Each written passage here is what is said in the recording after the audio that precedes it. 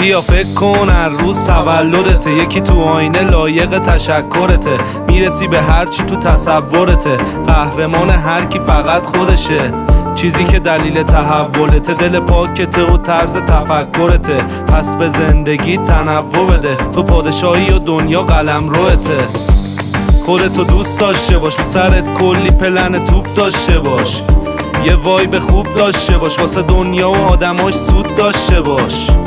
خودتو دوست داشته باش، 4 تا رفیق مثل کوه داشته باش، یه پارتنر خوب داشته باش، بقیه بوس بای بلاک.